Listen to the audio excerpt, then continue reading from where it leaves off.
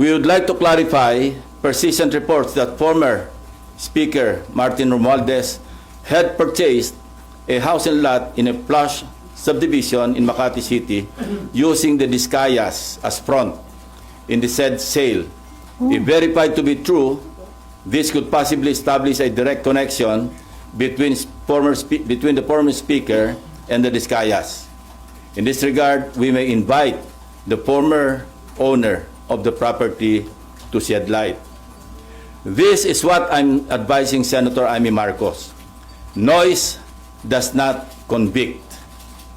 Neither does it indict even who may be perceived as the most guilty in the FCP or flood control project saga.